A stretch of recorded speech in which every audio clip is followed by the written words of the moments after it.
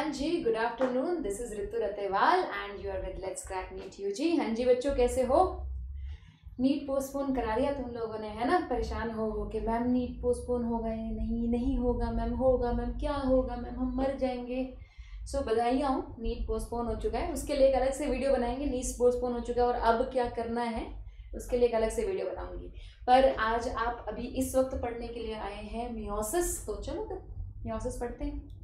अगर आप मेरे साथ पूरा सिलेबस पढ़ना चाहते हैं तो आप अनअकैडमी प्लस को ज्वाइन कर सकते हैं। अनअकैडमी प्लस पर मैं और 50 से भी अधिक एक्सपर्ट टीचर्स आपको नीट की गाइडेंस प्रोवाइड करते हैं फिजिक्स, केमिस्ट्री, बायोलॉजी के लिए। हम लोग ना सिर्फ आपको लाइव क्लासेस देते हैं, हम आपको बहुत सारे डाउट सेशंस भी देते हैं जिसमें आप सिर्फ अपने डाउट्स पूछ सकते हैं, जो भी आपको चीज़ समझ में नहीं आई है। साथ में हम आपको टेस्ट सीरीज प्रोवाइड करते हैं जिसमें कि आप अपना आकलन कर सकते हैं पूरे इंडिया के बच्चों के कंपैरिजन में। इस वक्त बेटा बहुत सारा लाखों बच्चा अनअकैडमी यूज़ कर रहा है, तो आप उनके कंपैरिजन में आप कैसा कर रहे हैं, कैसा पढ़ रहे हैं, वो आप वहाँ पे आकलन कर सकते हैं। ठीक है जी।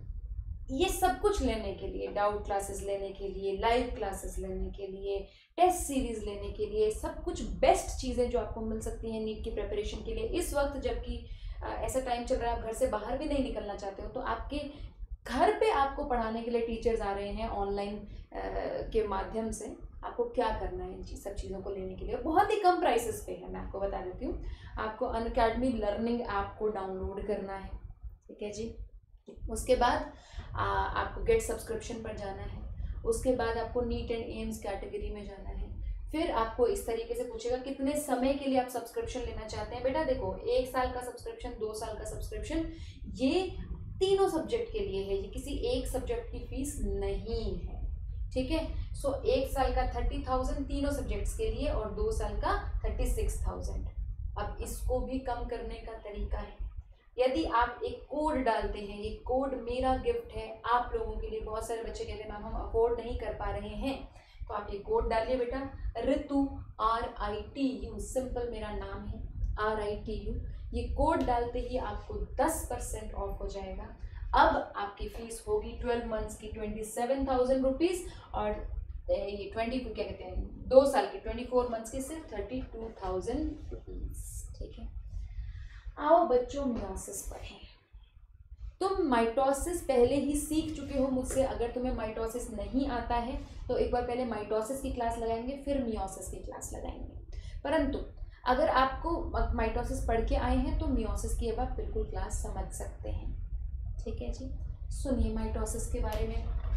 देखो, हमारी पूरी बॉडी डिप्लॉयड है। ह्यूमन बीइंग्स की सारी बॉडी डिप्लॉयड है, मतलब कि इसका एक एक सेल के पास 2n क्रोमोसोम है। पूरी बॉडी 2n है, डिप्लॉयड बॉडी है। ये तो सभी लोग जानते होंगे, आई होप आप ये जानते हैं, पूरी बॉडी अपनी डिप्लॉयड है। ठीक है। सो अगर यहाँ पे मेरी स्किन की लेयर हमेशा उतरती रहती है, आप लोगों को ये बात पता है, मेरी क्या तुम्हारी भी उतरती रहती है, तुम्हें क्या लगा सिर्फ मेरी उतरती रहती है? Our skin, the outermost layer keeps on shedding all the time and the new cells of the skins are being formed all the time. तो नई स्किन बनाने के लिए आप माइटोसिस करते हो। माइटोसिस में क्या होता है, एक सेल अगर 2 सेल्स में डिवाइड करेगा, 2 सेल्स में डिवाइड करेगा तो उनके पास भी 2n नंबर ऑफ क्रोमोसोम्स ही रहेंगे। इसीलिए माइटोसिस को इक्वेशनल डिवीजन कहते हैं। 46 क्रोमोसोम वाला अगर एक सेल माइटोसिस करेगा तो इसके पास जो डॉटर सेल्स हैं उनके पास 46 ही क्रोमोसोम रहेंगे। ठीक है। तो मेरी पूरी बॉडी में माइटोसिस चल रहा है, जहाँ पे भी मुझे नए सेल्स बनाने हैं। नए सेल्स बनाने के लिए मैंने तुम्हें बताया था, कुछ टिश्यूज़ में बहुत जल्दी नए सेल्स बनते हैं, जैसे मेरे स्किन में, जैसे मेरा गट है जो गैस्ट्रोइंटेस्टाइनल ट्रैक्ट है उसमें, है ना, जैसे मेरा बोन मैरो है, नया सेल बनता रहता है। तो वहाँ लगातार धड़ाधड़ माइटोसिस हो ही जा रहा है। कुछ टिश्यूज़ हैं जो कभी कभी माइटोसिस करते हैं, जैसे कि मेरा लिवर का कुछ पार्ट खराब हो जाए तो फिर लिवर माइटोसिस करके नया लिवर जनरेट करेगा, नया पार्ट जनरेट करेगा, है ना, या पैंक्रियाज या किडनीज। कुछ टिश्यूज़ है जो माइटोसिस कभी नहीं करते, जैसे कि न्यूरल टिश्यू, न्यूरॉन कभी माइटोसिस नहीं करता। एक न्यूरॉन कभी 2 न्यूरॉन बनाएगा ही नहीं, एक मसल सेल कभी 2 मसल सेल बनाएगा ही नहीं। ठीक है जी। तो माइटोसिस का अपने को पता चल गया था कहाँ पे क्या होता है। अब हमारी बॉडी में मेल और फीमेल्स दोनों के पास कुछ स्पेशलाइज्ड सेल्स होते हैं, जैसे कि मेल्स के पास वो स्पेशलाइज्ड सेल्स मेल्स के टेस्टिस में पड़े होते हैं यहाँ पे, ठीक है। अगर ये फीमेल है तो फीमेल की ओवरी में पड़े होंगे वो स्पेशलाइज्ड सेल्स। अगर फीमेल है तो उसके सेल का नाम है, क्या कहते हैं, क्या बोलते हैं उसको, अरे भूल गई, क्या बोल गई, ऊगोनियम। हे भगवान, कैसे मेरे दिमाग से निकल जाता है बाय गॉड। अगर फीमेल है तो इस सेल का नाम है ऊगोनियम, अगर मेल है तो इसका नाम है स्पर्मेटोगोनियम।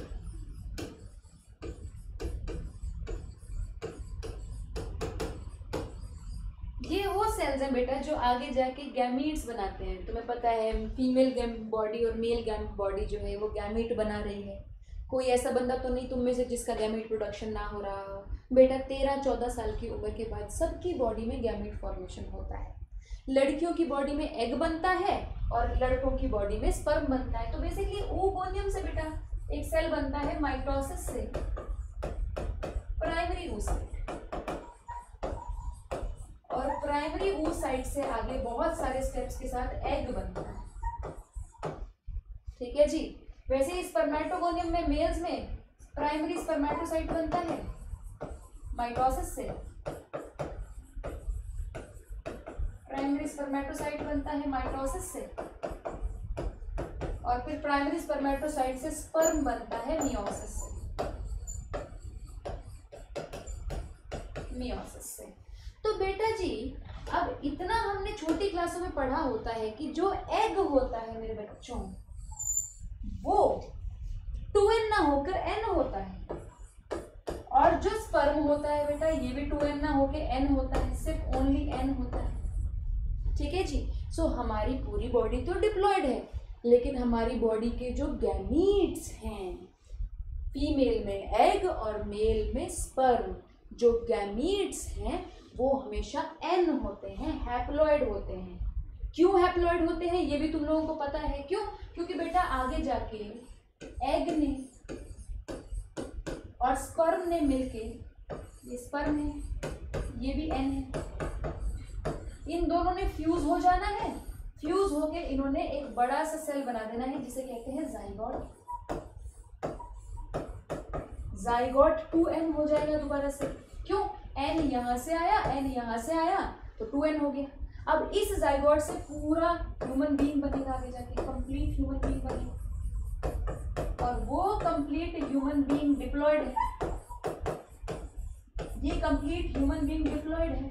तो बेटा जी इनको तो हैप्लॉयड होना ही था ना। अगर ये डिप्लॉयड हो जाते तो जाइगोट तो 4n बन जाता, तो 4n थोड़े भी ह्यूमन बीइंग को बनाना था, जाइगोट 2n बने, इसलिए मुझे एग और स्पर्म को nn रखना पड़ेगा। तो बेटा जी हैप्लॉयड गैमीट बनाने के लिए एक स्पेशल प्रकार की सेल डिवीजन होती है जिसे मियोसिस कहते हैं।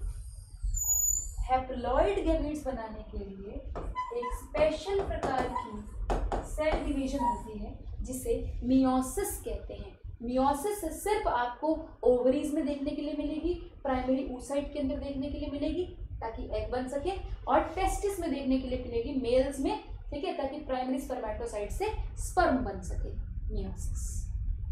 तो बेटा मियोसिस एक चमत्कारी सा सेल डिवीजन है जिसमें एक सेल से आगे 4 सेल बनते हैं और चारों हैप्लॉयड होते हैं।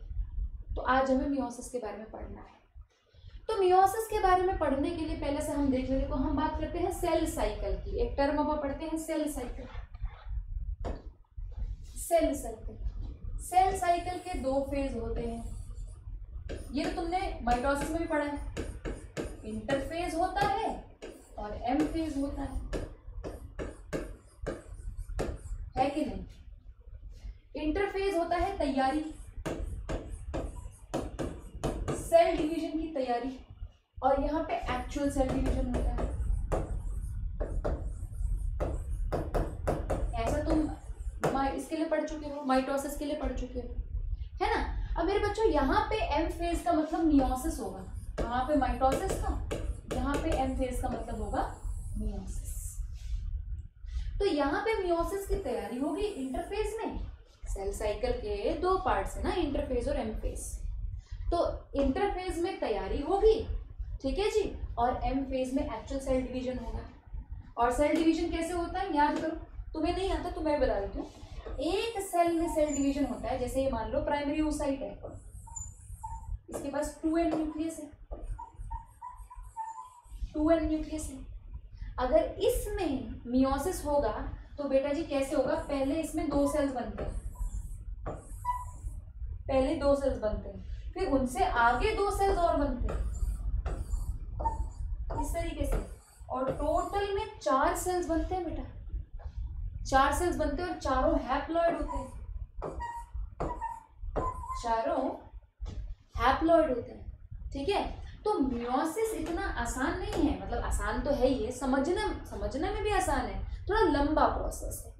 मियोसिस में एक सेल से 2 सेल नहीं बनते, मियोसिस में एक सेल से 4 सेल बनते हैं, ठीक है। अब यहाँ पे 2n था ही, उससे आगे जो 2 सेल बने ये n होते हैं बेटा, और फिर उनसे जो आगे 4 सेल बने ये भी n होते हैं। अब तुम कहोगे मैम ऐसे कैसे हो गया, 2n से n बनना तो समझ में आ रहा है, n से n कैसे बन गया आगे, तो ये भी मैं तुम लोगों को सिखाऊंगी। तो बेटा मियोसिस के ना 2 पार्ट होते हैं, एक को बोलते हैं मियोसिस 1, इस वाले पार्ट को बोलते हैं मियोसिस 1, जो पहले एक सेल से 2 सेल बनते हैं इसको बोलते हैं मियोसिस 1, और फिर जो 2 सेल से 4 बनते हैं इसको बोलते हैं मियोसिस 2, मियोसिस 2। तो मियोसिस का एक पार्ट ना होके 2 पार्ट्स है, ठीक है।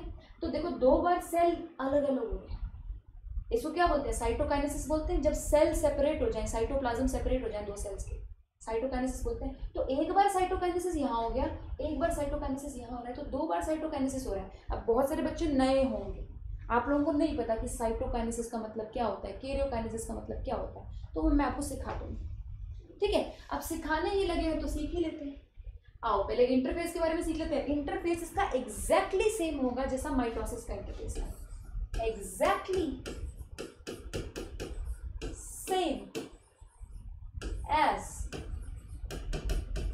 माइटोसिस।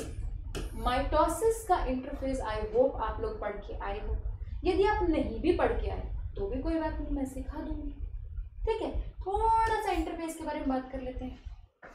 आओ मेरे बच्चों, अब देखो ये सेल है हमारा जिसने सेल साइकिल में जाना है, मियोसिस में जाना है, ठीक है।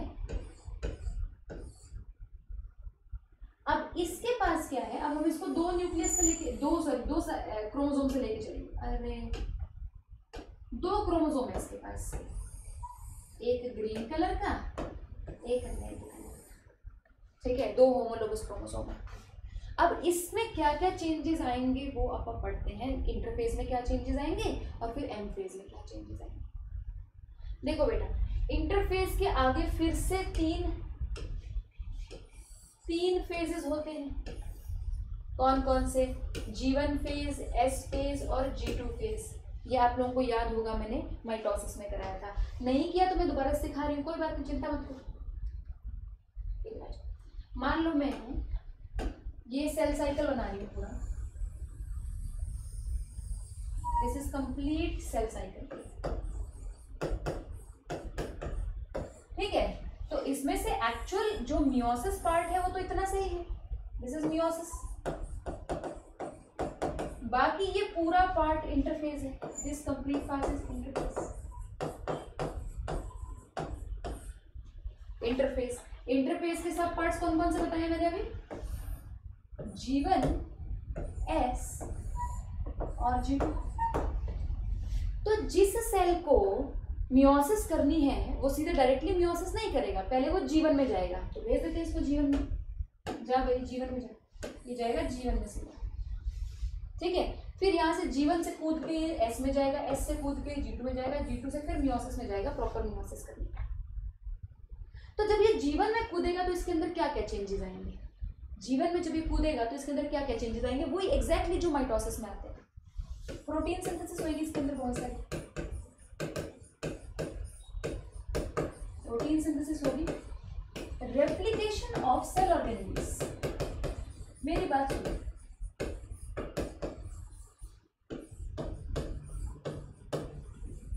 मेरी बात सुनो मेरे बच्चों, मैं अगर अपनी जायदाद का वो करना चाहती हूँ, बंटवारा करना चाहती हूँ, अपने बच्चों को देना चाहती हूँ, तो मेरे पास एटलीस्ट हर चीज़ की 2-2 कॉपीज तो होनी चाहिए ना। मेरे पास मान लो एक माइटोकॉन्ड्रिया है, तो भैया मैं 2 सेल्स को कैसे दूंगी आगे, और मेरे को तो आगे 4 बनाने हैं, बल्कि मियोसिस में तो 4 सेल बनते हैं ना। गंदा एग्जाम्पल है, कोई अच्छा सा एग्जाम्पल लेते हैं। मान लो मैं सेल हूँ, मैं हूँ प्राइमरी oocyte,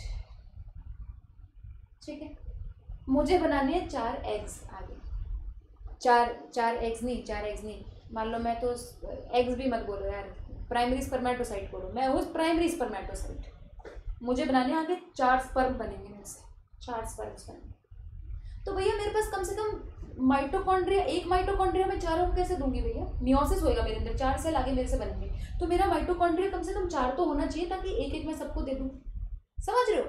तो मेरी सारी ऑर्गेनेलीज रेप्लिकेट होनी चाहिए, ताकि मैं आगे जो मेरे से सेल्स बनेंगे उनको मैं दे सकूं। तो ये जीवन में होता है, रेप्लिकेशन ऑफ सेल ऑर्गेनेलीज जीवन में होता है, प्रोटीन सिंथेसिस जीवन में होता है। अब याद करो प्रोटीन सिंथेसिस क्यों होता है, क्योंकि बेटा अगले स्टेप में प्रोटीन काम आएगा। एस फेज में क्या होता है, एस फेज सबसे इंपॉर्टेंट फेज है, G1 S और G2 में से एस फेज सबसे इंपॉर्टेंट है। एस फेज में इसका क्रोमोसोम का DNA डबल होगा। एक बात बताओ, मुझे 4 सेल बनाने हैं, मैं कैसे भैया जितना मेरे पास DNA है मैं कैसे चारों में बांटू यार, तो मेरे को अपना DNA डबल करना पड़ेगा। तो एस फेज में जब ये जाएगा तो क्या होगा, देखो जीवन में तो तुम समझ ही गए हो, जीवन में तो कुछ करना नहीं ना, जीवन में गया सेल, जीवन में गया, ये सेल था हमारा, ये इसका न्यूक्लियस है ना, इसने सब कुछ डबल कर लिया, क्या क्या कर लिया, इसने सेंट्रोसोम डबल कर लिया, नहीं अरे सेंट्रोसोम तो यहाँ डबल होता ही नहीं, अरे ऑर्गेनेलीज डबल कर ली, गोल्जी एपरेटस डबल कर लिया, माइटोकॉन्ड्रिया डबल कर लिया, और प्रोटीन सिंथेसिस कर लिया, जीवन में तो कुछ किया नहीं। अब सेल आ गया एस फेज में, एस फेज में सेल का क्या होगा, जब ये एस फेज में एंटर करेगा, ध्यान से सुनो क्या होगा, जो एग्जैक्टली जो माइटोसिस में होता है वही होगा। ये सेल है, ठीक है, ये सेल का न्यूक्लियस है, ये इसका क्रोमोसोम था, एक क्रोमोसोम ये रहा, एक क्रोमोसोम ये रहा। तुम्हें पता है क्या होता है, लेकिन जिनको नहीं पता उनके लिए बता रही हूँ बेटा जी, इसके अंदर जो DNA है, इसके अंदर DNA का पीस है ना, तो इस DNA की एग्जैक्ट कॉपी, इस DNA की एग्जैक्ट कॉपी यहाँ पे बना लेगा,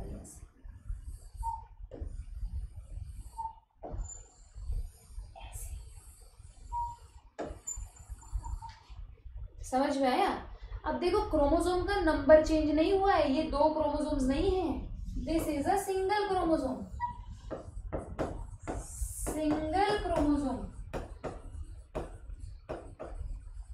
what is this, this is a single chromosome but double the amount of DNA। सो एकदम से हमारा अमाउंट ऑफ DNA डबल हो गया, लेकिन क्रोमोसोम नंबर चेंज नहीं हुआ है। सिमिलरली रेड वाले के साथ हो जाएगा, रेड वाले का यहाँ पे कुछ DNA है, इस DNA की कॉपी बन के यहाँ पे कॉपी बन जाएगी, यहाँ पे ऐसा स्ट्रक्चर आ जाएगा।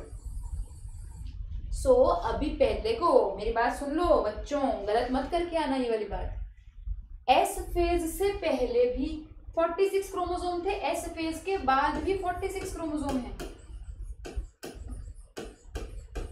एस फेज के बाद भी 46 क्रोमोसोम है। सो पहले भी 2n था, अभी भी 2n है, एस फेज के बाद भी 2n है। चेंज क्या हुआ है बेटा, अमाउंट ऑफ DNA चेंज हुआ है, अमाउंट ऑफ DNA डबल हो गया, अमाउंट ऑफ DNA डबल्स,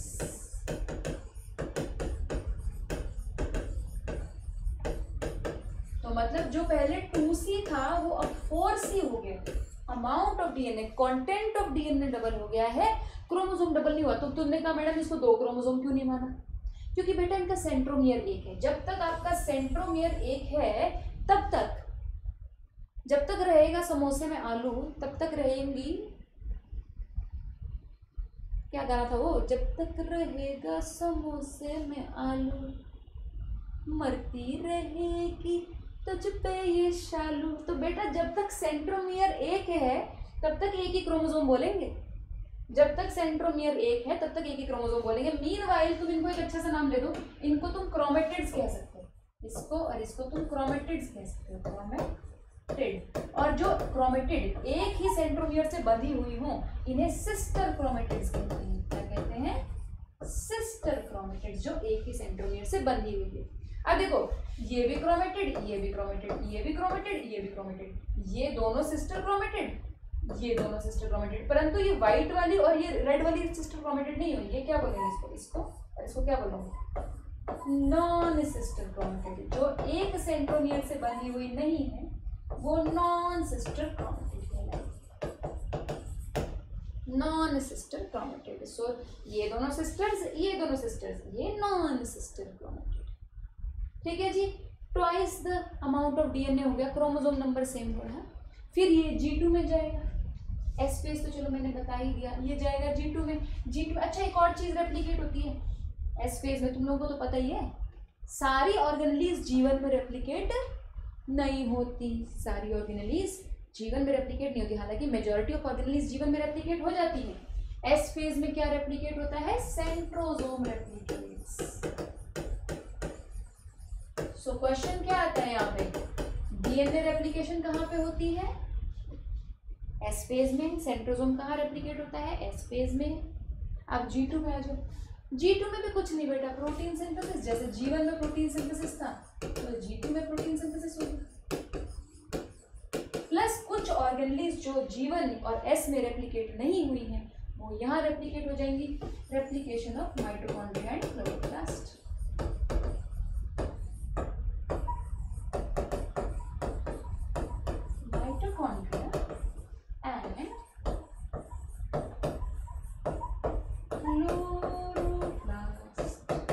बस और कुछ नहीं याद करना। अब हम तैयार हैं मियोसिस में कूदने के लिए। अब हमें कोई नहीं रोक सकता मियोसिस में जाने से। चले मियोसिस में। अब मियोसिस के बारे में तुम्हें कुछ बातें बता देती हूँ बेटा, ठीक है? फिर तुम लोगों को फिर आगे बात करेंगे। ध्यान से सुनना, यहाँ पे यदि तुम्हें बात समझ में आ गई ना तो सारी बात समझ में आ जाएगी। यदि तुम्हें नहीं आई तो फिर थोड़ी सी दिक्कत होगी। वैसे दिक्कत तो कुछ नहीं, लर्न तो तुम्हें करा ही दूंगी, समझ में भी आ जाएगी। ध्यान से सुनो, ये सेल जिसमें मियोसिस होना है, ये सेल जिसमें मियोसिस होना है बेटा जी, उसके पास इस प्रकार से क्रोमोसोम पड़े हैं।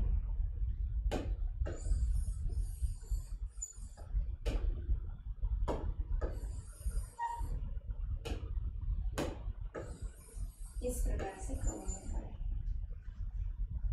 देखो बेटा ये 2n है, 2n में मियोसिस होता है।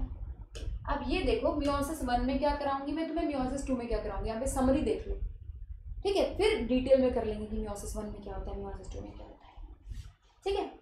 मियोसिस 1 में क्या होता है बेटा, इससे 2 सेल्स बन जाते हैं, इससे 2 सेल्स बन जाते हैं और होमोलोगस क्रोमोसोम आपस में सेपरेट हो जाते हैं। होमोलोगस क्रोमोसोम सेपरेट होने का मतलब समझ रहे हो? ये एक होमोलोगस क्रोमोसोम है, ये दूसरा होमोलोगस क्रोमोसोम है और ये सेपरेट हो जाएगा इस तरीके से, एक इधर आ जाएगा, एक ऊपर चला जाएगा। ये मियोसिस 1 की स्टोरी सुना रही हूँ, कुछ ऐसे सेपरेट हो गए ये दोनों होमोलोगस क्रोमोसोम थे। अब कुछ बच्चे पूछेंगे मैम होमोलोगस क्या होता है? बेटा इस क्लास में नहीं, ना ना ना ना, यहाँ नहीं हो पाएगा, ठीक है? वो दूसरी क्लास में मैंने पढ़ाया है होमोलोगस वाला concept. This is meiosis 1। Now please understand something very very important. आपका पहले क्रोमोसोम नंबर कितना था? 2 क्रोमोसोम थे, यहाँ पे 2 क्रोमोसोम थे। अब कितना क्रोमोसोम रह गया? यहाँ पे भी 1 क्रोमोसोम रह गया, यहाँ पे भी 1 क्रोमोसोम रह गया। तो आपका मतलब क्रोमोसोम नंबर हाफ तो मियोसिस 1 के बाद ही हो जाता है। सो मियोसिस 1 के बाद जो सेल्स बनते हैं बेटा, they are an haploid cells होते हैं मियोसिस 1 के बाद। ये इंपॉर्टेंट कॉन्सेप्ट है। तो मियोसिस 1 में आपने क्या सीखा? मियोसिस 1 में आपने सीखा कि होमोलोगस क्रोमोसोम सेपरेट हो जाएंगे, इसके पास भी 23 क्रोमोसोम रह जाएंगे, इसके पास भी 23 क्रोमोसोम रह जाएंगे। इसके पास कितने थे? 46 क्रोमोसोम थे। मियोसिस 2 में क्या होगा? ध्यान से देखो,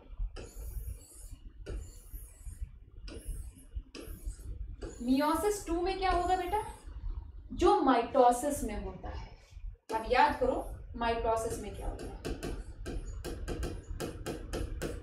मियोसिस 2 में क्या होगा? जो माइटोसिस में होता है, क्रोमोसोम बीच में से फट जाएंगे, फट जाएंगे, फट जाएंगे। याद करो माइटोसिस में भी क्रोमोसोम बीच में से फटते हैं, क्रोमेटिड्स सेपरेट होती हैं। तो बेटा इसकी एक क्रोमेटिड यहाँ चली जाएगी, जिसको कि अब एक क्रोमोसोम कहने लगेंगे। एक क्रोमेटिड इसकी यहाँ चली जाएगी। देखो जैसे ये सेपरेट होती है एक दूसरे से, इनको इंडिविजुअली क्रोमोसोम कहने लगते हैं। क्यों? देखो इनके पास अपना सेंट्रोमियर है, जैसे ही आपके पास अपना सेंट्रोमियर आ गया आप एक क्रोमोसोम कहलाओगे। ठीक है जी। देन ऊपर की सिचुएशन देखो, यहाँ पे एक के पास रेड आ गया और एक के पास ब्लू आ गया।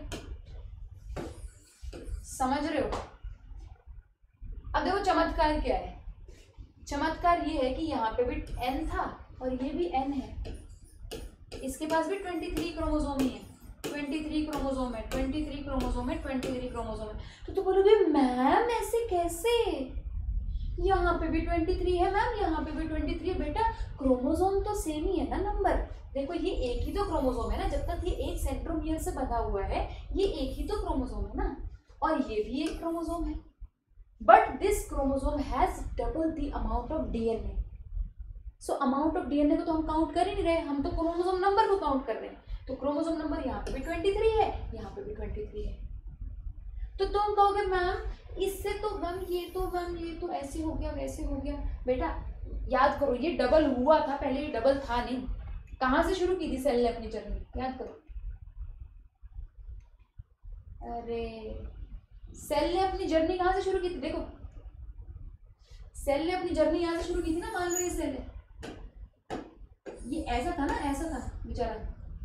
46 क्रोमोसोम इस प्रकार के होते हैं ना नॉर्मल सेल में। फिर जब वो एस फेज में जाता है, एस फेज में जाता है, तब वो ऐसा हो पाता है, तब उसके क्रोमोसोम का अमाउंट डबल, सॉरी डीएनए का अमाउंट डबल हो जाता है। तो देखो इसके कंपैरिजन में इसके पास half the number of chromosome है। सो इसीलिए हम मियोसिस को रिडक्शनल डिवीजन कहते हैं। आई होप आपको मियोसिस का कॉन्सेप्ट बिल्कुल क्लियर हो गया है। अगर क्लियर हो गया है तो मुझे बताइए। My voice is low, why is my voice low?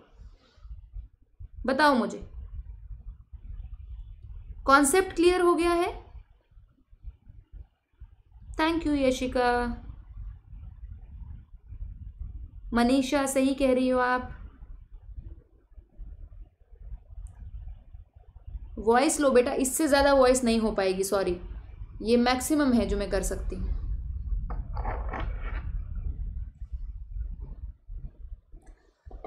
Okay very good very good very good. So अब तुम्हें बेसिक कॉन्सेप्ट समझ में आ गया मियोसिस का, है ना, कि होता क्या है। अब बेटा अगर इतना ही आसान होता, मतलब आसान तो है, लेकिन अगर इतना ही छोटा होता तो चैप्टर खत्म है, जाओ अपने अपने घर जाओ।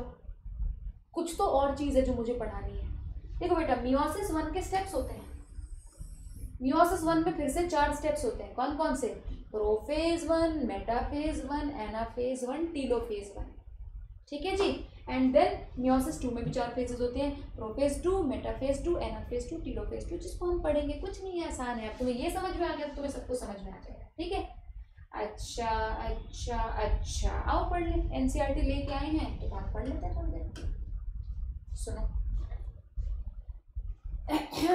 रुक जाओ,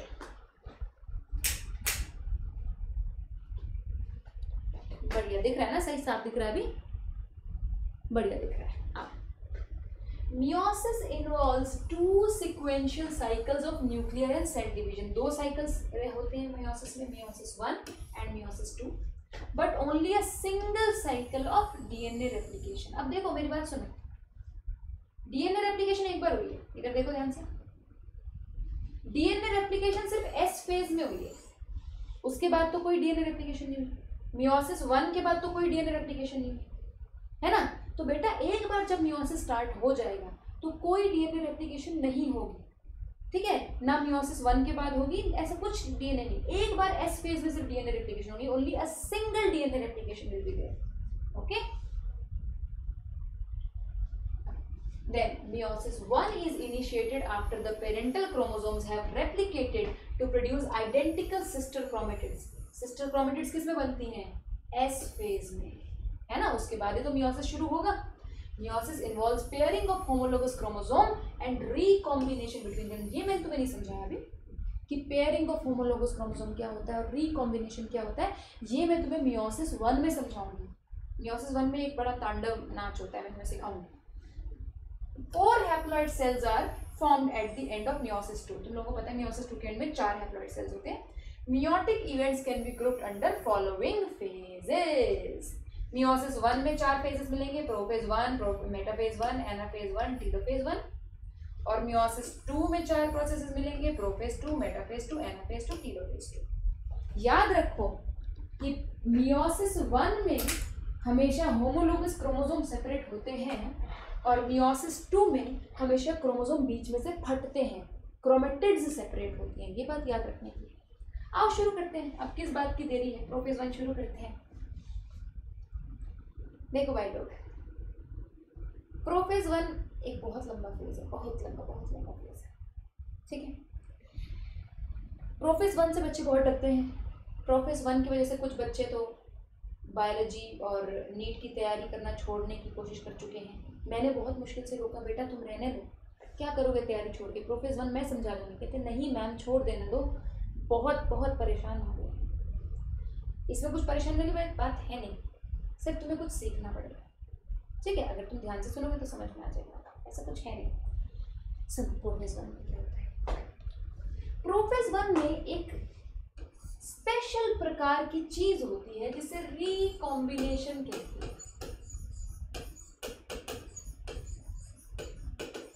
रिकॉम्बिनेशन बहुत बढ़िया चीज है बेटा। रिकॉम्बिनेशन की बदौलत आप और आपकी बहन एक जैसे नहीं दिखते। मतलब 2 बहनें हैं, मान लो मेरी कोई बहन है, अनु मेरी बहन है ना, अनु रत्तेवाल बहन है। अब अनु और मैं तो सेम नहीं दिखते एग्जैक्टली।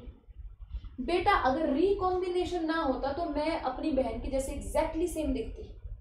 तो सोचो दुनिया में कितनी दिक्कतें होती। किसी परिवार में 7 बहनें तो सातों की सातों एक जैसी दिख रही है, पता ही नहीं चल रहा गलती कोई बहन कर रही है, पिट कोई और बहन रही है ना। अगर 2 भाई हैं तो दोनों के दोनों एक जैसे हैं, क्योंकि तुम एक ही तो माँ बाप की संतान हो ना, है कि नहीं। अब सोचो एक औरत ने अपने सारे एग्स अगर एक जैसे हो गए और उसका जो हस्बैंड है उसके स्पर्म सारे एक जैसे हो गए, तो बेटा जब भी फीमेल बनेगी वो तो एक जैसी दिखेगी। मतलब समझ रहे हो ना, 4 बहनें तो चारों एक जैसे, 5 भाई तो पांचों एक जैसे। तो बेटा दुनिया एक बहुत ही कंफ्यूजन भरी प्लेस हो जाएगी। सो रिकॉम्बिनेशन हेल्प्स कि जब 4 गैमीट बने, 4 स्पर्म बने, तो उन चारों स्पर्म्स का हल्का जेनेटिक मेकअप अलग होना चाहिए। इसका जेनेटिक मेकअप इससे अलग, इसका इससे अलग और इसका इससे अलग। और ये अलग हो पाता है किस प्रोसेस की वजह से? रिकॉम्बिनेशन के प्रोसेस की वजह से। It's a beautiful process and thank god to this process कि आप अपने भाई से अपनी बहन से अलग दिखते हैं। प्रोफेज 1 के बेटा फिर से 4-5 पार्ट्स हैं जिनके नाम हैं, ध्यान से सुनो। लेप्टोटीन, ये रिकॉम्बिनेशन करने वाले प्रोसेस हैं।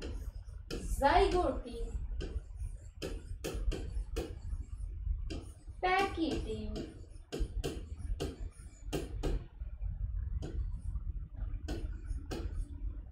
Diplotene, diakinesis. अब इसको याद करने का तरीका अच्छा बताया था कुछ, लेजी पीडीडी कुछ ऐसा सिखाया था, मैं भूल गई। लेजी पीडीडी कुछ ऐसा था, लेजी पीडीडी कुछ ऐसा था। अब इसको याद करना है, इस सीक्वेंस को आपको याद करना है। Leptotene, zygotene, pachytene, diplotene, diakinesis. अब इसमें होता क्या क्या है ध्यान से सुनो। आ जाओ। देखो मेरे बच्चों, ये मेरा सेल है और ये मेरा न्यूक्लियस है, ठीक है जी। लेप्टोटीन में क्या होता है बेटा, तुम याद करो, प्रोफेज से पहले हमेशा जो क्रोमोसोम है वो खुले खुले पड़े होते हैं।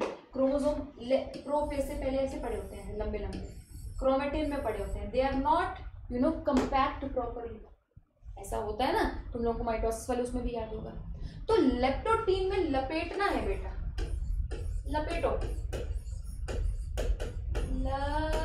लपेटो। किसको लपेटना है? क्रोमोसोम को लपेटना है, ताकि क्रोमोसोम टाइटली पैक होके अच्छी तरीके से कंडेंस हो जाए। तो लेप्टोटीन में क्या होगा, कुछ नहीं, ये क्रोमोसोम टाइटली टाइटली ऐसे पैक होके प्रॉपर क्रोमोसोम की शेप में आ जाएंगे, ऐसे।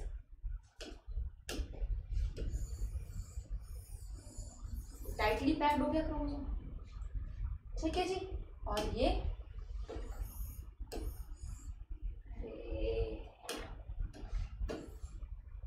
दोनों को टाइटली पैक कर लो बेटा जी।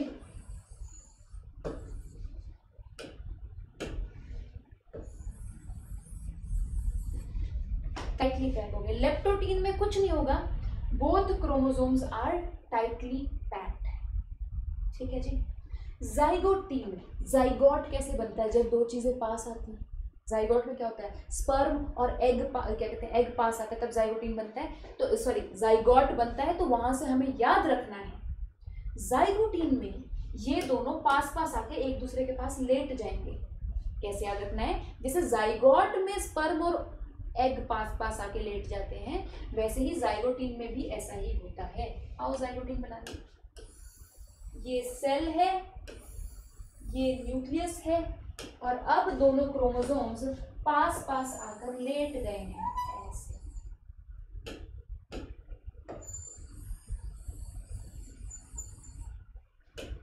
दोनों होमोलोगस क्रोमोसोम पास पास आकर लेट गए हैं ऐसे।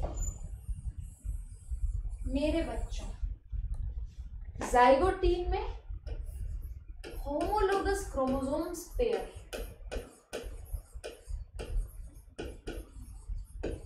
क्रोमोसोम्स पेयर, ठीक है जी।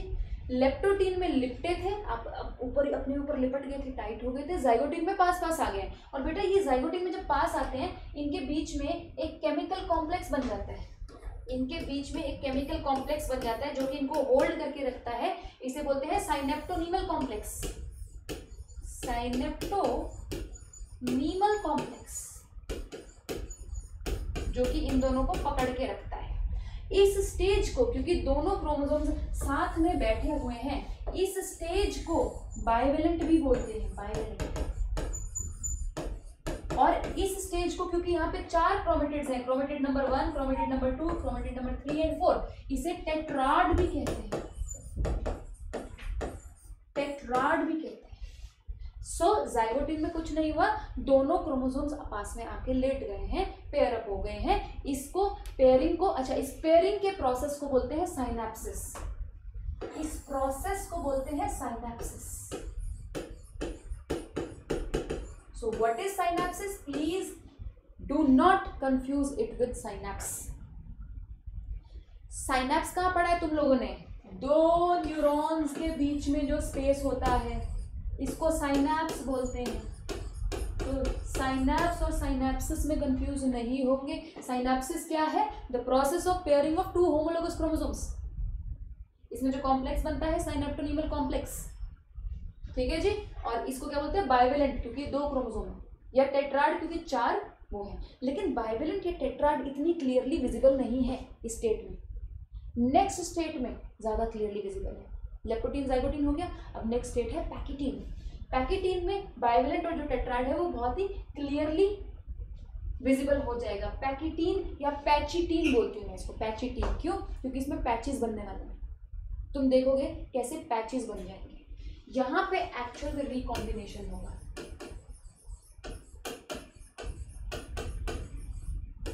ध्यान से देखो क्या होगा यहाँ पे।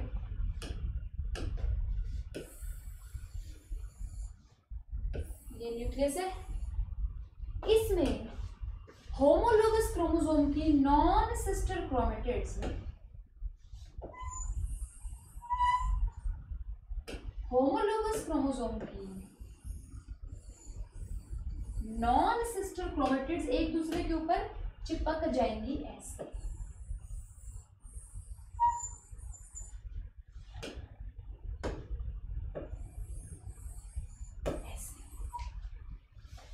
ठीक है, और इनके बीच में साइनेप्टोनीमल कॉम्प्लेक्स तो यहाँ पे है ही। पैचेटीन में इन्होंने पैचेस बना दिए, क्या हुआ समझ रहे हो ना? सी मैं बताती हूँ, ये ऐसे, ये ऐसे ऐसे पड़ी थी, ऐसे क्रॉस या ऐसे देखो, दीज आर द क्रोमोसोम्स, ये ऐसे या ऐसे। ठीक है जी ना, समझ गए ना? अब देखो हमें देखने में लगता है कि ये, चलो तुम्हें जैसे देखने में लगता है तुम वैसे ही करो, अभी तुम कंफ्यूज मत हो, तुम्हारा वैसे ही पेपर आने वाला है। ठीक है, कुछ नहीं हुआ है, दोनों होमोलोगस क्रोमोसोम की नॉन सिस्टर क्रोमेटिड, देखो ये और ये तो सिस्टर है, लेकिन ये और ये तो नॉन सिस्टर है ना, तो नॉन सिस्टर क्रोमेटिड्स एक दूसरे के ऊपर चढ़ के पैच हो गई है, इसको बोलते हैं पैचिटीन। ठीक है जी, क्या बोलते हैं? पैचिटीन। और इससे होता क्या है, देखो यहाँ पे क्या हुआ, ध्यान से देखो, ग्रीन वाले के पास रेड वाले का कुछ पार्ट आ गया, ग्रीन वाले के पास रेड वाले का कुछ पार्ट आ गया टूट के, और रेड वाले के पास ग्रीन वाले का कुछ पार्ट आ गया टूट के, ऐसे। समझ रहे हो? ग्रीन वाले का पार्ट रेड वाले के पास चला गया टूट के, और रेड वाले का पार्ट ग्रीन वाले के पास चला गया। समझ रहे हो? ऐसे पैचेस बन गए, मैंने तुम्हें कहा था पैचेस बनेंगे, ये देखो पैचेस बन गए।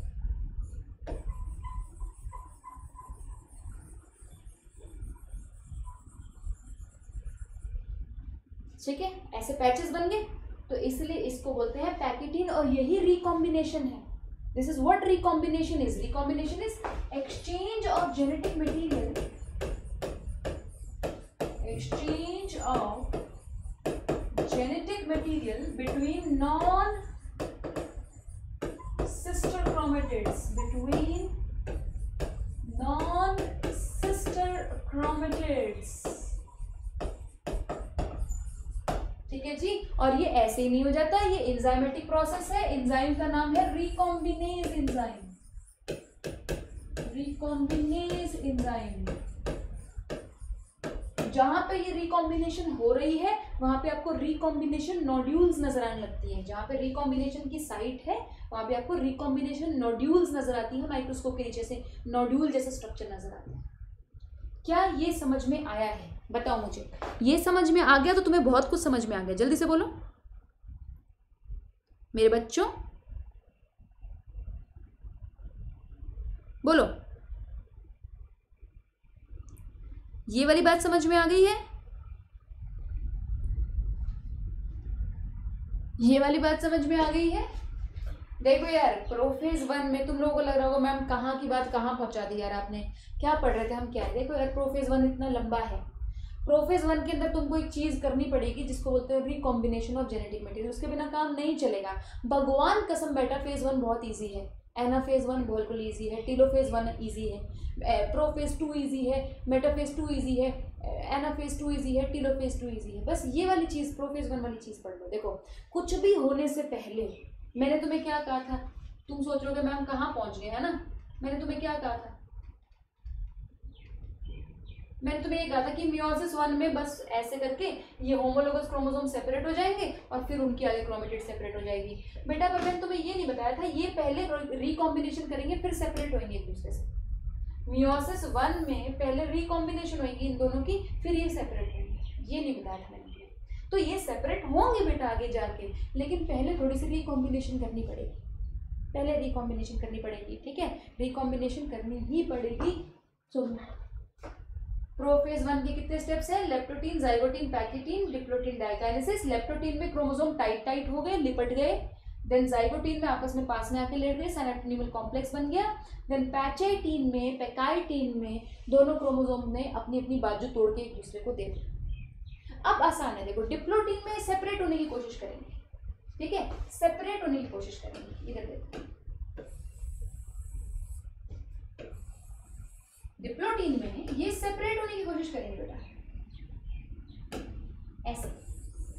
ये कहेगा मुझे जाने दे, जाने दे, छोड़ दे मुझे। देखो सेपरेट होने की कोशिश कर रहे हैं ऐसे। इसके पास कुछ पार्ट रेड वाले का है, कुछ पार्ट रेड वाले का है, ठीक है, और वो वाला रेड वाला भी सेपरेट होने की कोशिश करेगा। रेड वाला भी ऐसे फंसा हुआ है इसके ऊपर, इस तरह ऐसे फंसा हुआ है ना। और रेड वाले के पास कुछ पार्ट किसका है, ग्रीन वाले का है, ऐसे ग्रीन वाले का पार्ट है। लेकिन यार इनको सेपरेट होने में थोड़ा टाइम लगेगा, इनको सेपरेट होने में थोड़ा टाइम लगेगा। अभी ऐसे खींच रहे, सेपरेट होने दे, सेपरेट होने दे, अब हो तो गया रिकॉम्बिनेशन, अब सेपरेट होने दे, ठीक है। तो जब तक ये खींच रहे हैं और ये सेपरेट नहीं हो रहे हैं, अब इनका सिनेप्टोनीमल कॉम्प्लेक्स यहाँ से डिसॉल्व हो गया। अब ये सेपरेट होने की कोशिश कर रहे हैं, अलग होने की कोशिश कर रहे हैं, तो यहाँ पे ये एक्स शेप स्ट्रक्चर बन रहा है। देखो this X shape structure you are able to see here, and this X shape structure you are able to see here, this X shape structure you are able to see here. This is called chiasmata. This X-shaped structure, X-shaped structure called chiasmata. ठीक है जी, diplotene में chiasmata बनेंगे। Question कैसे आएंगे इसमें? Question आएंगे recombination किस stage पे होता है, कियाज़माटा किस स्टेज पे बनता है, डाइवेलेंट बाइवेलेंट किस स्टेज पे बन जाता है, कंडेंसेशन ऑफ क्रोमोसोम किस स्टेज पे होता है। तुम्हें दिमाग में ऐसे रट्टा होना चाहिए। कंडेंसेशन ऑफ क्रोमोसोम लेप्टोटीन में बनेगा, पेयरिंग ऑफ क्रोमोसोम जाइगोटीन में होगा, सिनेप्टोनीमल कॉम्प्लेक्स जाइगोटीन में बनेगा, रिकॉम्बिनेशन पैकाइटीन में बनेगा, ठीक है। रिकॉम्बिनेस कब एक्ट करेगा, पैकाइटीन में एक्ट करेगा। डिप्लोटीन में क्या बनेगा, कियाज़माटा। ये X shape structures this will be formed and they are called chiasmata. बस खत्म। डायकाइनेसिस में सेपरेट हो जाएंगे, डायकाइनेसिस में ये धीरे धीरे सेपरेट हो जाएंगे, ठीक है। अब डायकाइनेसिस में नॉर्मल प्रोफेज वाली चीज होनी चाहिए। नॉर्मल प्रोफेज में क्या होता है, nuclear membrane starts to break down, nuclear membrane start to break down हो रहा है, ठीक है। सेंट्रोसोम एक दूसरे से अलग हो रहे हैं। याद करो माइटोसिस में अपन ने कैसे किया था, सेंट्रोसोम एक इधर पहुंच गया, एक सेंट्रोसोम इधर पहुंच गया, इनसे रेज निकल रही है, एस्टर बन रहा है, ये इधर जा रहा है, ये इधर जा रहा है, ठीक है, एस्टर फॉर्मेशन हो रही है। देन दोनों क्रोमोसोम सेपरेट होने की कोशिश कर रहे हैं, सेपरेट हो ही चुके हैं अब तो बेटा, अब तो सेपरेट बस हो ही गए हैं।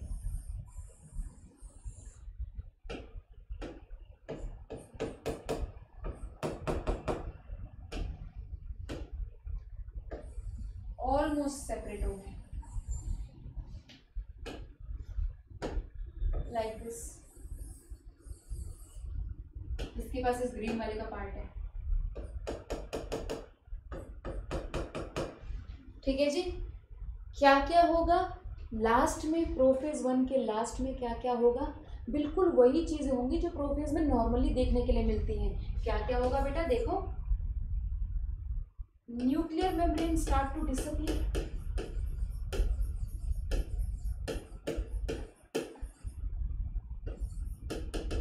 डिसअपियर होनी स्टार्ट हो गई। Then homologous chromosome separate,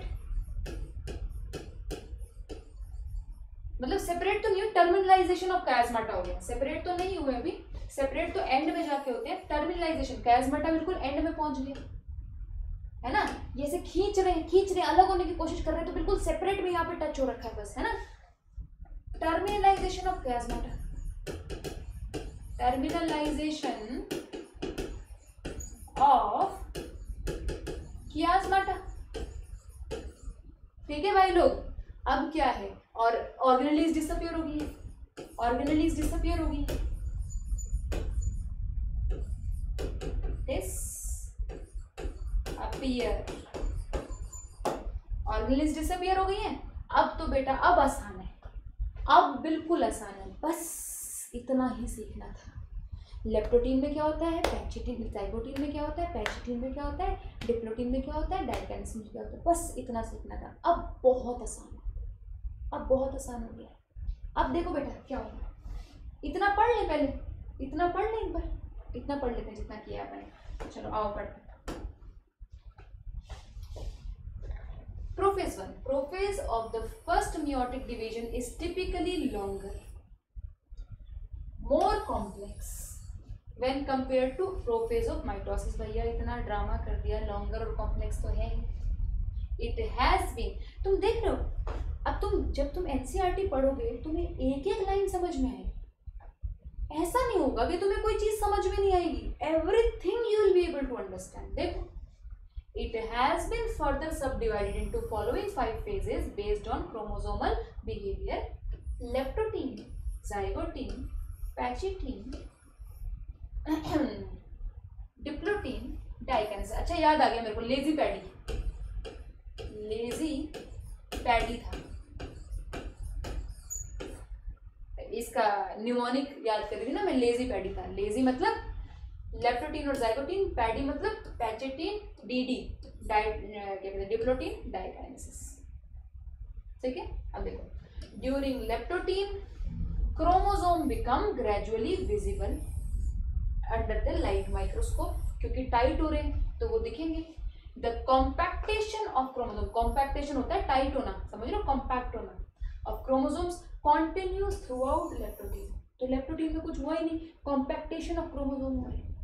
Then this is followed by second stage of prophase called zygotene. During this stage, chromosomes start pairing together. तो zygote में कुछ हुआ ही नहीं, pairing हुई है बस। And this process of association is called synapses. NEET में 4 number का क्वेश्चन आ जाएगा बेटा, synapses क्या है, synapse से कंफ्यूज मत कर देना उसको, ठीक है। Such paired chromosomes are called homologous chromosome. Electron micrographs of this stage indicate that chromosome synapses is accompanied by formation of complex structure called synaptonemal complex. Synaptonemal complex होता है इनके बीच में। The complex formed by pair of synapsed homologous chromosome is called a bivalent.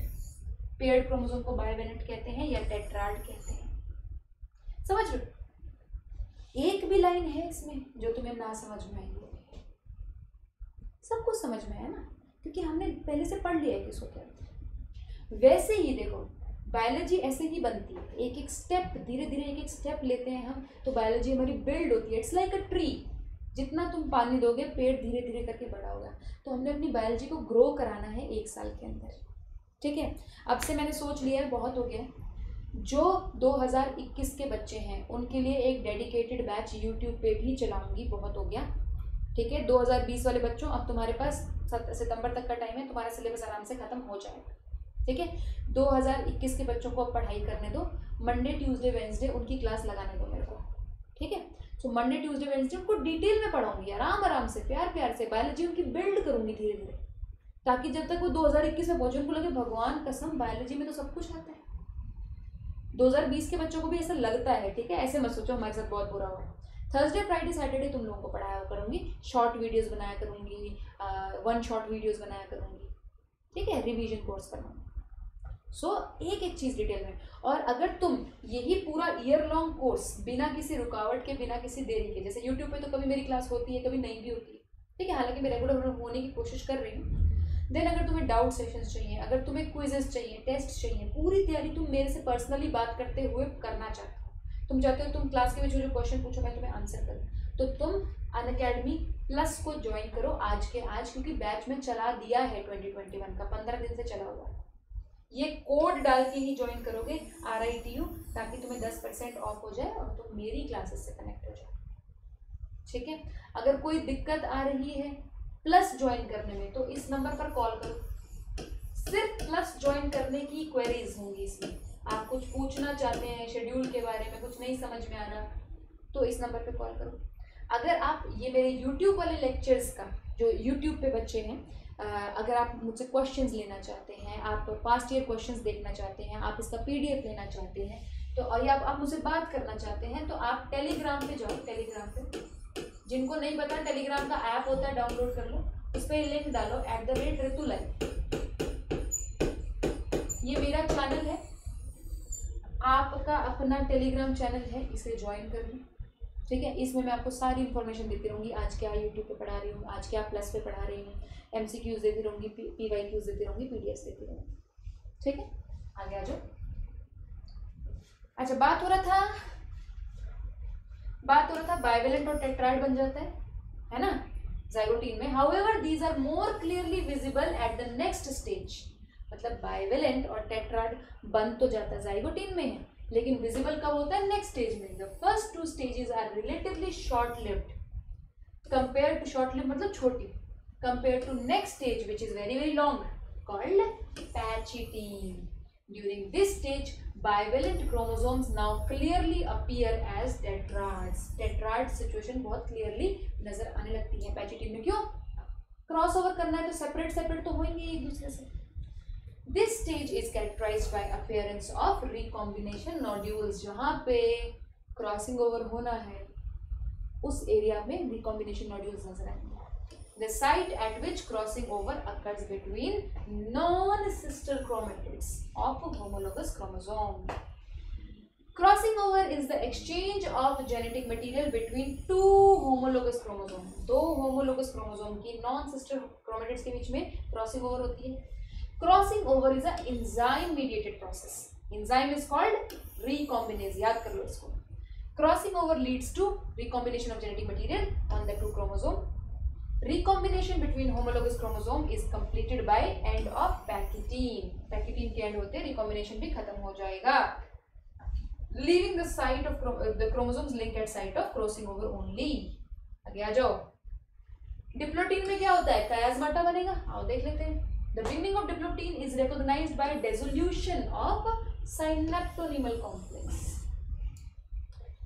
दो chromosome के बीच में साइनेप्टोनिमल complex हट गया. अब बस ये अटैच होंगे यहाँ से साइट ऑफ क्रॉसओवर से, है ना.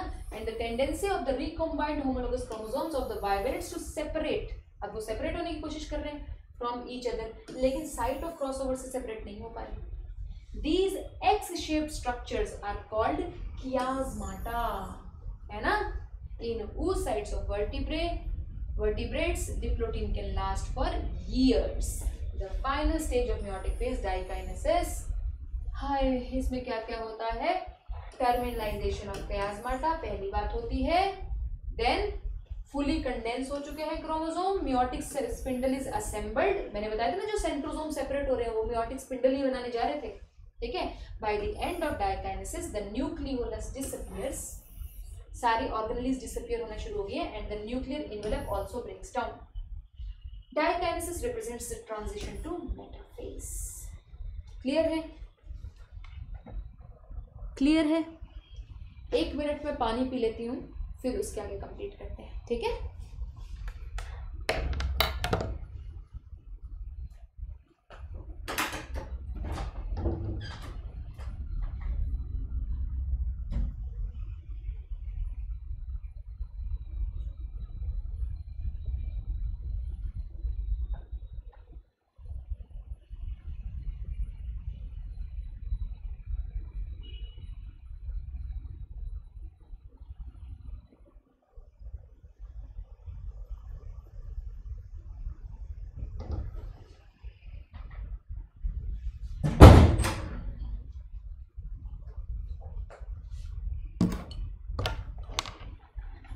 हाँ बच्चों, प्रोफेज 1 खत्म है. अभी मेटाफेज 1 शुरू करें. मेटाफेज 1 बहुत आसान है. मेटाफेज 1 में क्या होगा?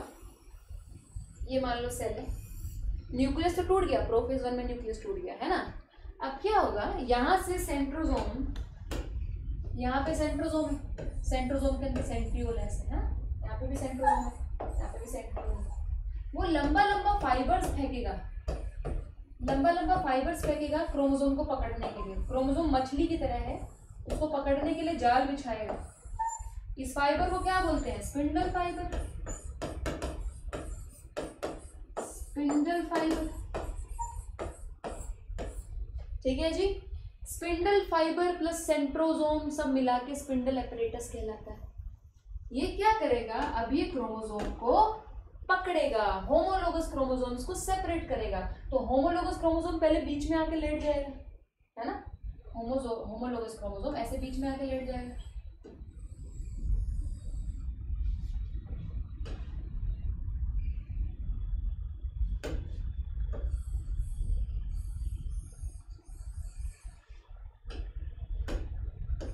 इसके पास रेड वाले का भी पोर्शन है ना।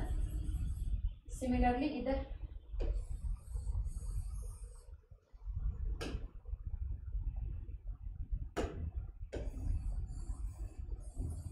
रेड वाले के पास ग्रीन वाले का पोर्शन है, क्रॉसिंग ओवर की वजह से, है ना, क्रॉसिंग ओवर की वजह से। ठीक है, तो होमोलोगस क्रोमोसोम दोनों बीच में आके लेट जाएगा, जहां पे ये लेटता है बीच में, जहां पे ये बीच में लेटता है, इसे मेटाफेजिक प्लेट बोलते हैं। अब तो आसान है, अब तो आसान है, मेटाफेजिक प्लेट में आके लेट गया। अब क्या होगा, तुम्हें पता है मियोसिस 1 में क्या होता है, होमोलोगस क्रोमोसोम को सेपरेट करना होता है। अब एनाफेज में ये इधर खींच जाएगा, ये इधर खींच जाएगा, सिंपल सी बात है। एनाफेज में क्या होगा, मेटाफेज में देख लो, the bivalent chromosome align on the equatorial plate, मतलब मेटाफेजिक प्लेट पे अलाइन हो गए, है ना, bivalent chromosomes. The microtubules of the opposite poles of the spindle attached to the pair of homologous chromosome. देखो स्पिंडल ऑपोजिट पोल, इधर वाले spindle ने इसको पकड़ लिया, समझ रहे हो, इधर वाले स्पिंडल फाइबर ने इसको पकड़ लिया और इधर वाले स्पिंडल फाइबर ने इसको कैच कर लिया। कैसे कैच करते हैं, यहाँ पे एक और स्ट्रक्चर होता है कैच करने के लिए, है ना, याद है, काइनेटोकोर, काइनेटोकोर के ऊपर लगता है, काइनेटोकोर है ना, काइनेटोकोर के ऊपर स्पिंडल फाइबर लग गया, है ना, और उसने उसको कैच कर लिया। एनाफेज में ये लोग सेपरेट हो जाएंगे और क्या होगा, कुछ भी नहीं। एनाफेज में अब तुम लोग तो समझ ही गए हो, होशियार बच्चे हो।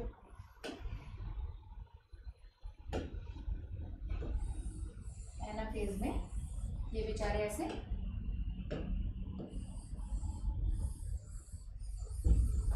ऐसे खींच लिए जाएंगे ऊपर पकड़ के, ये सेंट्रोसोम से जो स्पिंडल फाइबर निकलता है वो पकड़ के खींच रहा है इसको, ठीक है जी। ये इसमें रेड पोर्शन भी था, प्लस इधर वाले को इधर खींच लिया,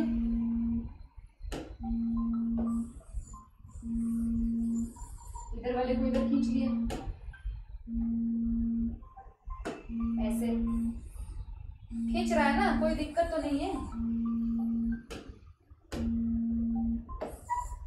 ऐसे इसको इधर खींच लिया, इसको इधर खींच लिया और उसके ऊपर ग्रीन वाले का पे कुछ पोर्शन था ऐसे, ठीक है। सो एनाफेज में कुछ नहीं हुआ, ये मेटाफेजिक प्लेट से दूर हो गए, देखो कुछ नहीं हुआ अभी तक, कुछ भी नहीं हुआ अभी तक।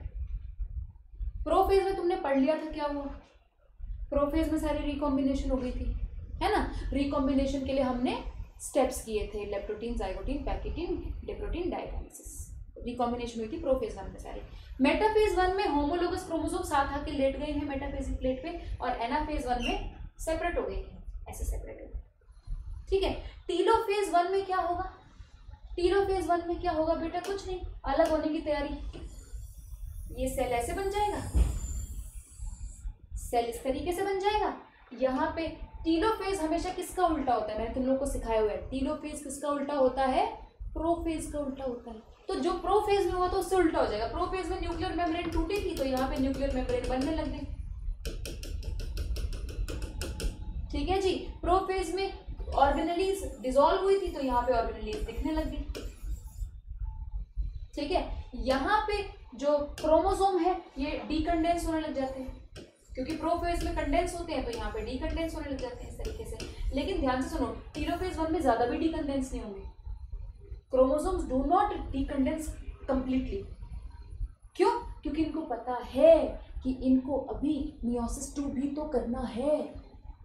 कंप्लीटली डीकंडेंस तो आराम करने के लिए होता है ना, जब इनको तो हाँ हो गई सेल डिवीजन पूरी, भैया पूरी कहाँ हुई है अभी तो मियोसिस 2 भी करना है ना, तो ये कंप्लीटली नहीं होंगी, ये थोड़ा सा डीकंडेंस होंगे, ज्यादा डीकंडेंस नहीं होंगे। और अल्टीमेटली टीलोफेज 1 के बाद क्या आएगा, साइटोकाइनेसिस, ये सेपरेट हो जाएंगे, थोड़े टाइम बाद ये सेल यहाँ से सेपरेट हो जाएंगे, 2 सेल बन जाएंगे, ठीक है जी। सोफा पढ़ लेते हैं। एनाफेज 1,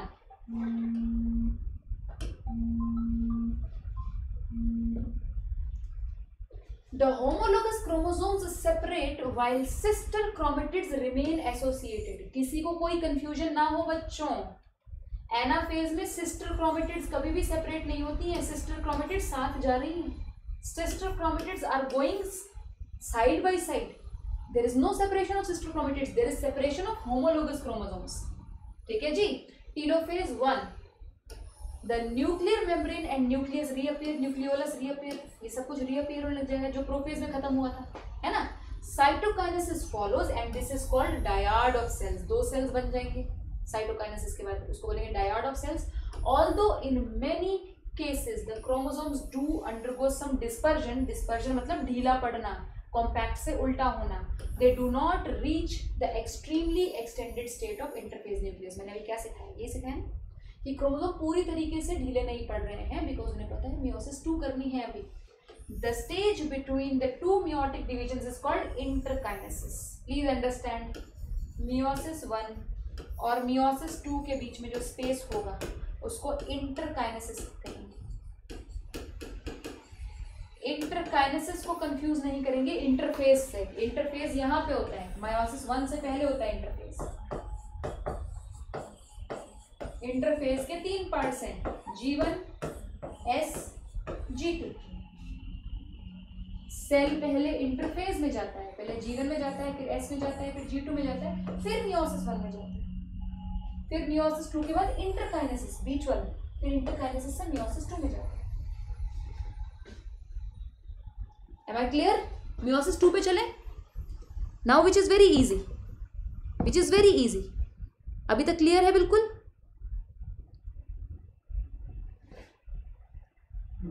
जल्दी से बोलो, बिल्कुल क्लियर है?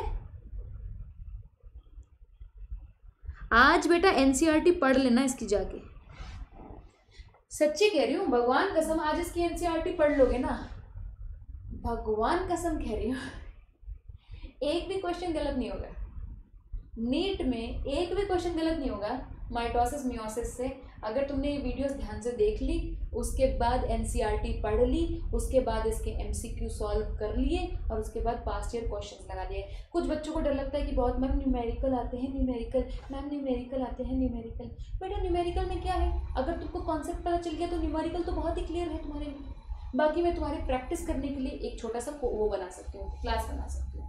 इंटरकाइनेसिस में कुछ नहीं करना है. इंटरकाइनेसिस में नो डीएनए रेप्लिकेशन, भगवान के लिए. मियोसिस 1 और मियोसिस 2 के बीच में इंटरकाइनेसिस होता है जिसमें no DNA replication, no DNA replication. Meiosis 2, चलो मियोसिस 2 तो बेटा इतना आसान है ना, इतना आसान है ना, बिल्कुल एग्जैक्टली लाइक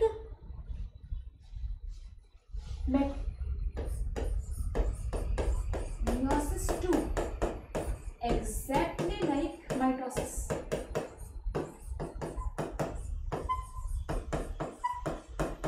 अब क्या करना है, देखो हमारे पास 2 सेल्स हैं,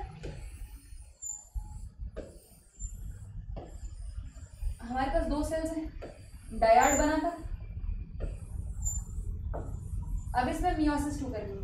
मियोसिस 2 में अल्टीमेटली अपने को क्या करना है, सीखो सीखो सीखो, क्या करना है मियोसिस 2 में. मियोसिस 2 के एंड में तुमको 2 सेल बनाने हैं. मियोसिस 2 के एंड में तुमको 2 सेल बनाने हैं. एक क्रोमेटिड इसका इधर ले आना है, एक क्रोमेटिड इसका इधर ले आना है. सिमिलरली इसके भी 2 सेल्स बनेंगे, एक क्रोमेटिड इसका इधर ले आना है, एक क्रोमेटिड तुम्हें इसका इधर ले आना है. मतलब बेसिकली क्रोमोसोम को बीच में से फाड़ना है इस बार. तो धीरे धीरे कर लेते हैं, प्रोफेज 2, मेटाफेज 2, एनाफेज 2, टीलोफेज 2 में कर लेते हैं. आओ करते हैं. तो अभी मैं सिर्फ एक सेल ले रही हूँ क्योंकि दूसरे सेल का तो सेम ही हो जाएगा ना, तो मैं अभी सिर्फ एक ही सेल ले रही हूँ. ठीक है, तो देखते हैं एक सेल में क्या क्या होता है. मान लो ये वाला सेल ले लिया,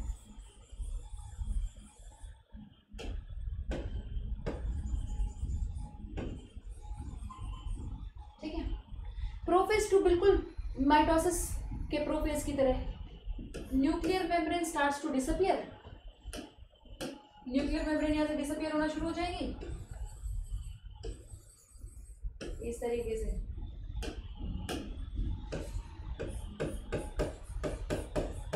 क्या क्या होता है प्रोफेज में, क्या कहते हैं माइटोसिस के प्रोफेज में क्या क्या होता है. Nuclear membrane starts to break. दूसरा, chromosome start to condense. Chromosome start to condense, tight होना शुरू हो गए क्योंकि उनको पता है आगे फिर से एक पूरा स्टेप हमें पार करना है. Then organelles start to disappear. Organelles start to disappear. बिल्कुल एग्जैक्टली माइटोसिस की तरह। ठीक है जी। मेटाफेज 2 में क्या होता है, नोट हो गया ये। मेटाफेज 2 में क्या होता है, क्रोमोसोम मेटाफेजिक प्लेट में आके जाके लेट जाएगा।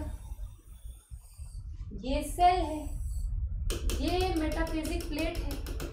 क्रोमोसोम मेटाफेजिक प्लेट पे आके लंबा लेट जाएगा। बता दो, इसी दिन का तो इंतजार था हमें कि हम किसी को लंबा लेटा के ऑपरेशन कर दें उसका।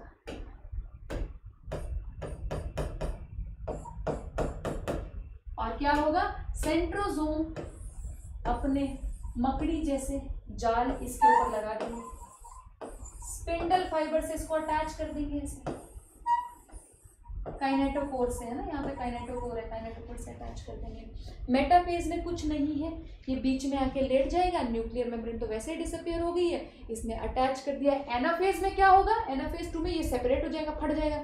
क्रोमोसोम को तो हमने बीच में से ही फाड़ना है एनाफेज 2 में, है ना। सेपरेट करनी है ना हमें इस बार क्रोमेटिड, तो कर दो बेटा, किस बात की देरी है, करो करो। ये बेचारे इसको इधर खींच लो, ठीक है, और इसको इधर खींच लो। सिस्टर क्रोमेटिड्स को एक दूसरे से जुदा कर दो। हम जुदा हो गए।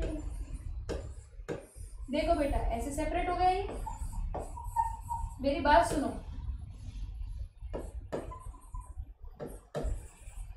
जैसे ही ये सेपरेट हुए, they will be called chromosomes now. से क्रोमोसोम कैसे नापते हैं अपन, जितने सेंट्रोमियर होते हैं उतने क्रोमोसोम नापते हैं। अभी 2 सेंट्रोमियर हो गया इधर, तो 2 क्रोमोसोम हो गया। तो एनाफेज में हमेशा क्रोमोसोम का नंबर डबल हो जाता है। एनाफेज में हमेशा क्रोमोसोम का नंबर डबल हो जाता है। क्यों? क्योंकि हर एक क्रोमेटिड एक क्रोमोसोम है। सो अब यहाँ पे एक क्रोमोसोम नहीं है, यहाँ पे 2 क्रोमोसोम है बेटा जी। 2 chromosomes are there, 1 chromosome and 2 chromosome. Anaphase में क्या होता है, बीच में तो फट जाता है क्रोमोसोम, बीच में से फट जाता है क्रोमोसोम, और टीलोफेज में सेपरेट होने के आ जाते हैं। टीलोफेज में तुम्हें पता ही है, प्रोफेज का उल्टा होता है। टीलोफेज 2 में प्रोफेज का उल्टा होगा बिल्कुल। Nuclear membrane start to reappear, organelles start to reappear, और यहाँ पे आपका ये एक यहाँ पे पड़ा हुआ है, एक यहाँ पे पड़ा हुआ है, समझ रहे हो। एक ये वाला जाके इधर यहाँ पे पड़ा हुआ है, ये वाला इधर जाके यहाँ पड़ा हुआ है। क्लियर? पढ़ ले इसको। और फिर अल्टीमेटली ये सेपरेट हो जाएंगे। साइटोकाइनेसिस क्या है, division of cytoplasm. Ultimately cytoplasm यहाँ से डिवाइड हो जाएगा। ये सेल है आपके पास, इस तरीके से सेल है आपके पास। इसका साइटोकाइनेसिस हुआ, साइटोकाइनेसिस हुआ, और यहाँ से सेल का जो साइटोप्लाज्म है ये कंप्लीटली सेपरेट हो गया एक दूसरे से। अंदर न्यूक्लियस बना हुआ है प्रॉपर, ठीक है जी। एक क्रोमोसोम इसके पास है, एक क्रोमोसोम इसके पास है। सिमिलरली दूसरे वाले सेल का भी ऐसे हो जाएगा, तो 2 सेल्स वो बनाएगा, तो टोटल में 4 सेल्स बन गए। अब देखो इसकी ब्यूटी क्या है, अब इसकी ब्यूटी क्या है, देखो 4 सेल बनेंगे, 2 इधर से, 2 इधर से सेल बन गए, और 2 उधर से सेल बन गए, जो उधर वाला सेल था। अरे मेरे बच्चों, मियोसिस 1 के बाद 2 सेल बने थे ना, मियोसिस 1 के बाद 2 सेल बने थे ना, तो हर एक सेल से 2 सेल बने, तो आगे यहाँ पे 4 सेल बन गए। और सोचो, हर एक के पास एक डिफरेंट क्रोमेटिड है। इसके पास वाइट कलर की क्रोमेटिड है मान लो, इसके पास ग्रीन कलर की क्रोमेटिड है, ग्रीन कलर की क्रोमेटिड है, लेकिन उसमें रेड का थोड़ा थोड़ा पार्ट है, रेड का पार्ट है ना। उसमें ब्लू कलर की क्रोमेटिड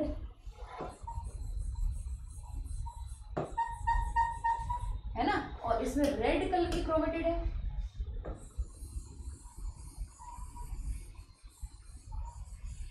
जिसमें ग्रीन कलर का थोड़ा सा पार्ट है।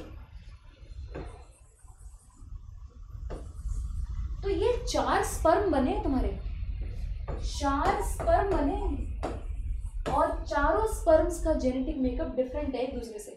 इसके पास डिफरेंट जेनेटिक मेकअप है, इसके पास डिफरेंट जेनेटिक मेकअप है, इसके पास डिफरेंट जेनेटिक मेकअप है, इसके पास डिफरेंट जेनेटिक मेकअप है। मियोसिस की सिग्निफिकेंस ही यही है कि रिकॉम्बिनेशन के चलते हर एक के पास डिफरेंट वो है। देखो इसके पास और इसके पास सेम होना चाहिए था, क्योंकि रेड की ये व्हाइट वाले की कॉपी था ग्रीन, लेकिन इसे सेम नहीं रखा, इसने अपनी रिकॉम्बिनेशन से जेनेटिक मटेरियल थोड़ा सा डिफरेंट कर दिया। देन इसका और इसका जेनेटिक मटेरियल सेम होना चाहिए था, है ना, क्योंकि ब्लू की कॉपी थी रेड वाला, लेकिन रेड ने अपना जेनेटिक मटेरियल कैसे डिफरेंट कर लिया, रिकॉम्बिनेशन करके। तो चारों स्पर्म्स के पास अलग अलग प्रकार का जेनेटिक मटेरियल है। This is the beauty of meiosis. अब ये बता दो कमेंट्स में, देखो बेटा आज की क्लास में ना बहुत मेहनत लगी है, बहुत मेहनत, सही में बता रही हूँ, जान लग गई मेरी आज की क्लास पढ़ाते पढ़ाते। सो अगर तुम लोगों को मायोसिस समझ में आया है ना, एक बार अभी मत अपना डिसीजन देना कि तुम्हें समझ में आया कि नहीं आया। एक बार एनसीईआरटी पढ़ना जाके, एनसीईआरटी पढ़ के फिर डिसीजन देना मुझे, और फिर मुझे कमेंट में ज़रूर लिख के बताना कि मैम सब कुछ समझ में आ गया है।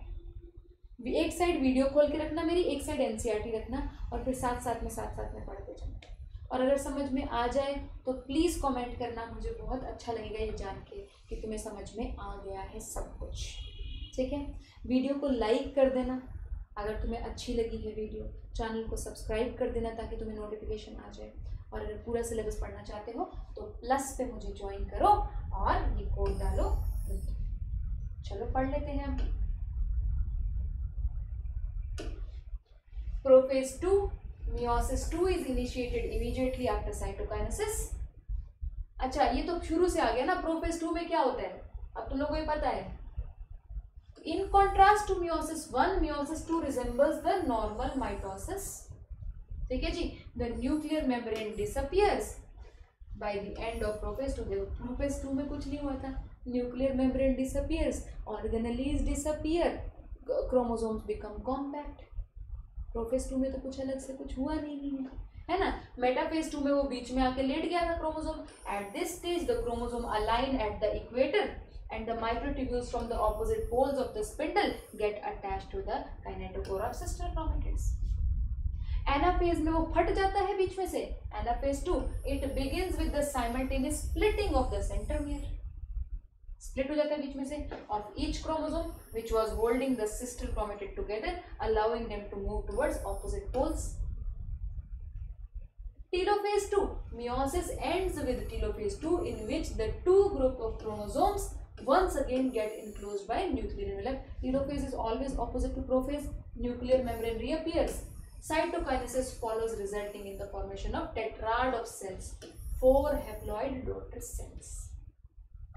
अब जो मैंने तुम्हें पढ़ाया है ना, meiosis 2 जो मैंने तुम्हें, meiosis 1 जो मैंने तुम्हें पूरा पढ़ाया है, सोचो याद करो, इमेजिन करो meiosis 1 से लेके meiosis 2 तुमने पूरा कंप्लीट किया है। उसके लिए मैं एक वीडियो लेके आई हूँ, ठीक है, आप वीडियो देखिए, आपको बहुत अच्छे से क्लियर होगा मैं क्या बताना चाहती हूँ। ठीक है, आइए लेट्स सी दिस वीडियो।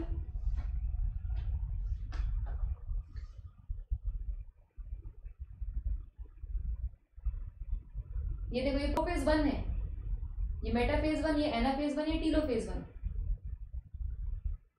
अब meiosis 2 शुरू हो चुका है, होमोलोगस ये क्रोमेटिड फट गई है, ये एनाफेज। दोबारा देखो दोबारा देखो दोबारा देखो, प्रोफेज 1 में रिकॉम्बिनेशन, 2 सेल्स बन गए। अब meiosis 2 देखो, ये एनाफेज 2 सेपरेट हो गया, अब साइटोकाइनेसिस। दोबारा देखो, दिस इज प्रोफेज 1 जिसमें रिकॉम्बिनेशन हुआ है, this is anaphase, this is cytokinesis separation. Then meiosis 2, ये मेटाफेज चल रहा है, देन ये एनाफेज चल रहा है, एनाफेज 2, देन ये टीलोफेज, ये साइटोकाइनेसिस।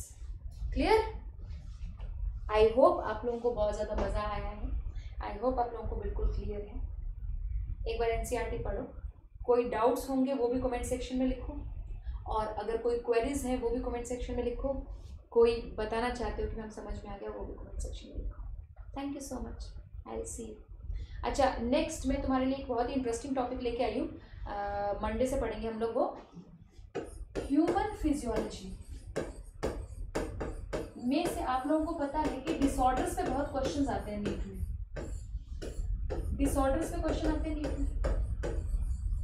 तो मैंने क्या किया, आप डिसऑर्डर्स अलग अलग वीडियोस में जाके पढ़ रहे होगे, सारे ह्यूमन फिजियोलॉजी के डिसऑर्डर्स को मैंने इकट्ठा कर दिया, ठीक है, ताकि तुम लोग जब भी डिसऑर्डर पढ़ने का मन करे एक बार वीडियो खोलो मेरी और वो डिसऑर्डर सारे रिवाइज हो जाए। सो ह्यूमन फिजियोलॉजी के डिसऑर्डर्स के लिए एक क्लास बनाऊंगी अलग से, जो तुम्हें जल्दी बता दूंगी कब बनानी है, ठीक है।